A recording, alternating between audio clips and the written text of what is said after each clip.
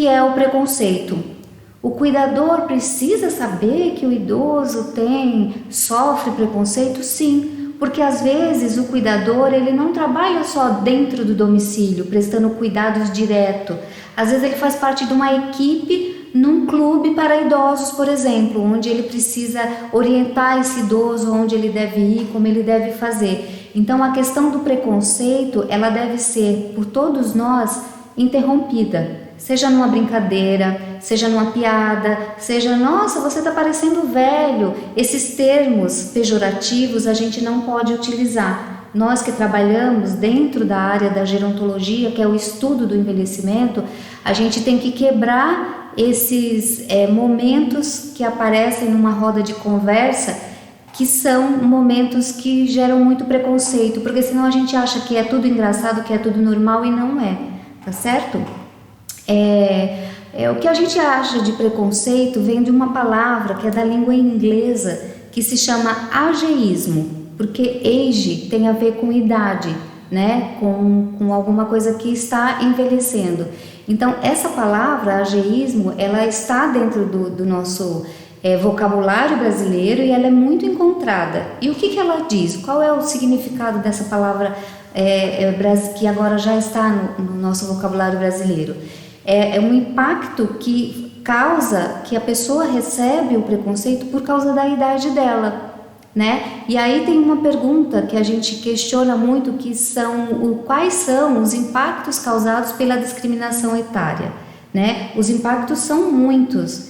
Gente, nós estamos vivendo um agora, que eu nem gostaria de falar, mas eu preciso falar porque é bem cruel. Por exemplo, se eu tenho um hospital que tem 10 respiradores, o idoso que tiver com o coronavírus e ele desenvolveu a doença Covid-19 e ele tiver fazendo um sofrimento respiratório, uma insuficiência respiratória, uma síndrome respiratória que é causada pela Covid, o idoso ele será o último a ser entubado. Isso é muito cruel. Eu fico me imaginando, e espero que vocês também façam essa reflexão e imaginem se fosse vocês com 65 anos, né, que é o novo jovem na atualidade, e tivesse que competir com um respirador de um jovem de 25. Isso é o preconceito que está assim, na nossa cara o tempo inteiro. Então você imagina esse idoso que hoje está em casa sozinho, escutando essas reportagens, dizendo, olha, fica em casa, porque se você contrair a doença, você não vai ser selecionado para ir para o tubo, você vai morrer com insuficiência respiratória. Isso é muito cruel, né? Então a gente também precisa entender como é que as políticas de atenção à saúde acontecem, e elas acontecem assim, né? Então envelhecer sofrendo preconceitos sociais, ele causa um desajuste mental nessa pessoa idosa, ela acaba se sentindo rejeitada, né? E a outra palavra que a gente utiliza dentro do vocabulário nosso de falar de preconceito chama idadismo. O que vem a ser o idadismo? É quando a idade ela não é bem vista. Então, quando a idade não é bem vista, por exemplo, quando a gente vê um casal de idosos se beijando e porque eles acabaram de começar um relacionamento amoroso, as pessoas falam assim, nossa, mas esses idosos que sem vergonha, olha isso, ficam se beijando, como se isso fosse prerrogativa só de jovens, e não é verdade, não é só os jovens que namoram, que têm vida social, né? A gente tem que entender esse mecanismo, que isso acontece em qualquer idade, né? E pode acontecer, e deve acontecer, se assim for bom para o casal, pode acontecer em qualquer tempo, né? Não é privativo de jovem, né? Assim como o uso de algumas vestimentas, que as pessoas falam, nossa, aquela senhora de 64 anos usa mini saia, se ela não estivesse passando por ridícula, eu não acho problema nenhum, né? Mas a sociedade tende a colocar alguns padrões de normalidade, e isso é um pouco perigoso, e a gente não pode cair nesses preceitos de normalidade, que às vezes é normal para mim, mas não é normal para o outro, né?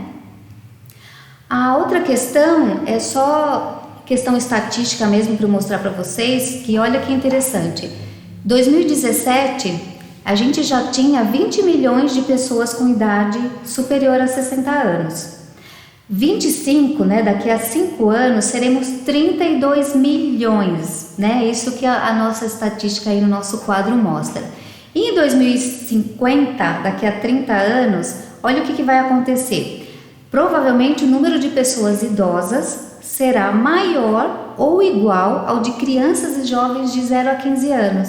Ou seja, o mundo será dos velhos, né? O Brasil, porque o Japão e alguns outros países da Europa já vivem essa realidade. A gente vai vivenciar isso e vamos ver como é que nós vamos enfrentar. Como que nós vamos enfrentar? O caminho vai ser longo. Essa imagem mostra pra gente. Temos muito ainda o que caminhar, mas espero que seja com dignidade e sem preconceito. Essa é a minha esperança.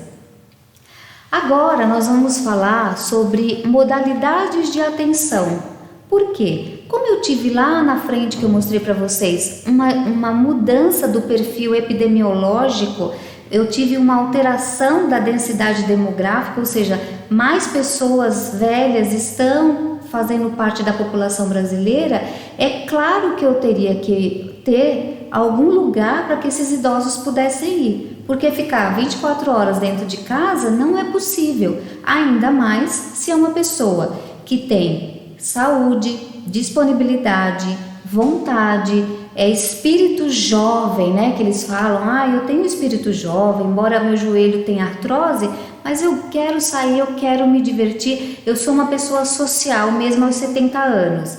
Então, para vocês entenderem o que é modalidade de atenção, são os locais onde tem idosos. E como eles se chamam? Um deles se chama centro-dia. Por que está entre parênteses, nunca fale creche? Pessoal, não pode falar creche, porque creche é para quem? É para criança, né? A mesma coisa se eu falar, eu vou montar um canil para criança. Canil não corresponde à criança, canil corresponde a manter cachorros lá dentro, né? Um espaço onde o bicho possa brincar e se divertir. A mesma coisa acontece no nome que a gente tem que dar. Quem é cuidador tem que saber usar o nome técnico também. Então, qual é o nome da modalidade? Centro-dia. E o que eles fazem no centro-dia? Várias atividades. Esporte, cinema, eles aprendem uma língua, um idioma, eles fazem passeio, vão para pizza, vão para excursão. Então é um grupo de pessoas, né, idosas que se reúnem, que pode ser, o centro-dia ele pode ser privado ou público, passa o dia lá e vai para o seu contato com a sua família em casa e finais de semana, certo? Então esse a gente nunca pode chamar de creche. Por que eu falo isso? Porque teve um vereador que entrou com um projeto de lei dizendo vamos criar uma creche para idosos. E ele já começa errado, né? Porque o nome não é apropriado, tá certo? Uma outra modalidade que a gente tem é centro de convivência.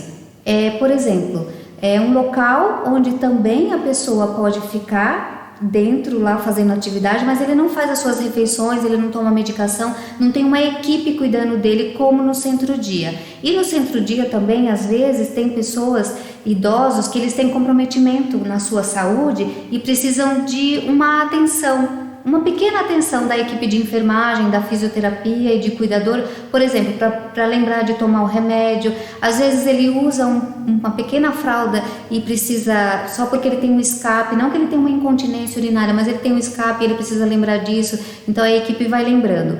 No centro de convivência, ele vai mesmo na intenção de que ele vai encontrar pessoas da idade dele e eles vão fazer a socialização. Eles também têm atividade de jogos, atividades lúdicas, atividades intelectual, né? Às vezes tem um grupo de estudo que vão estudar sobre uma leitura que eles fizeram e também pode ser de manhã ou de tarde ou o dia inteiro e depois de noite vão para casa.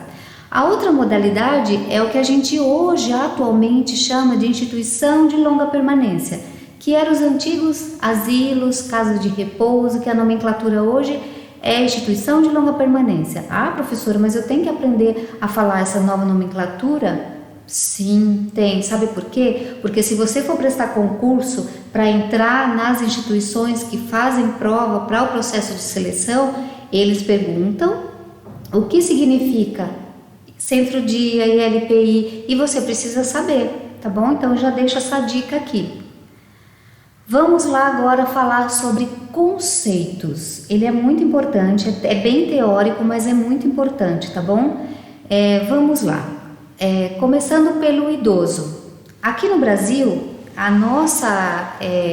o nosso Estatuto da Pessoa Idosa considera, e a nossa Previdência Social também, considera o idoso toda pessoa com 60 anos ou mais, certo? Ela é considerada idosa. Então, todos os benefícios, as proteções que existem para idoso, ele só é justificado, a pessoa só tem direito se ela tem 60 anos. Apesar de tem pessoas com 55 anos, por exemplo, que tem uma doença que comprometeu tanto a sua capacidade funcional que parece que ela tem 70, né? Mas ela não recebe as mesmas proteções, nem a lei não cobre ela em alguns sentidos por conta dela não ser ainda considerada uma pessoa idosa. Então isso é muito importante saber por que tem essa marcação. Agora, do ponto de vista biológico, se eu completar 60 anos amanhã, eu não vou me tornar um velho amanhã. Hoje eu tenho 59, amanhã eu tenho 60. Não, a gente não pode pensar assim. A gente vai ver lá na frente, porque envelhecimento é uma construção, né? Então a gente vai entendendo esses conceitos.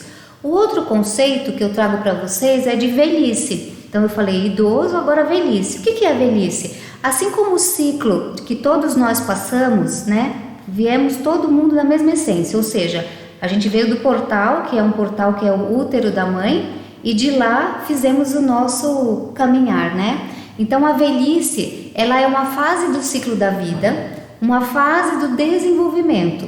Então a gente tem a infância, a adolescência, a fase adulta e a velhice. Há quem divida ainda essa velhice que a gente chama de velhice inicial, velhice e velhice avançada, né? Por conta dessa teoria, o Estatuto da Pessoa Idosa, ele faz um adendo, ele é de 2003 e 2018 ele faz um adendo dizendo que por conta das velhices e da velhice avançada, que são os longevos, que são pessoas que atingem 80, 90 e 100 anos, os octogenários, assim que a gente chama, eles têm prioridade em cima das pessoas que têm 60 e 70 anos, tá bom? Tenham isso em mente. Então, para vocês saberem, a velhice pode ser dividida na velhice inicial, que é a partir dos 60, depois a velhice, que vai mais ou menos, né, entre 60 e 75, depois a velhice avançada, que é depois dos 80 anos, tá certo? E daí, dentro das velhices, né, que a teoria traz pra gente, há pessoas extremamente diferentes, como eu estava dando o exemplo de uma pessoa de 55 anos, que às vezes ela está tão comprometida por conta de uma doença e ela não tem energia, ela não tem mais capacidade funcional, diferente de uma idosa de 80 anos que ainda produz e fabrica o seu pão, né? Então as velhices, elas são bem diferentes dependendo da pessoa, tá certo? E agora para o conceito de envelhecimento, olha que interessante.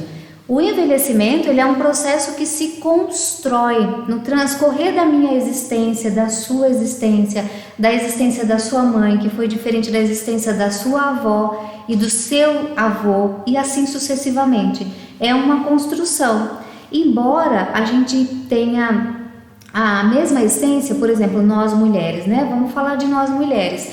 O que a gente vivenciou, né? Desde quando a gente estava lá com 2 aninhos, a gente provavelmente nasceu, foi amamentado e a gente cresceu e a gente ficou mocinha e aí a gente teve o desenvolvimento do nosso corpo e aí a gente, né, teve a ideia de ter filhos, casamos, tivemos um filho e assim foi desenvolvendo. Algumas mulheres fizeram a opção de não ter filhos, algumas mulheres tiveram a sua menopausa precoce, tem mulher com 30 anos que tem que tirar o ovário e daí ela não menstrua mais, então todas essas alterações dentro do processo de uma pessoa no seu desenvolvimento vai interferir no seu envelhecimento, seja para um lado, né, positivo ou para o lado negativo, mas vai interferir, tá certo?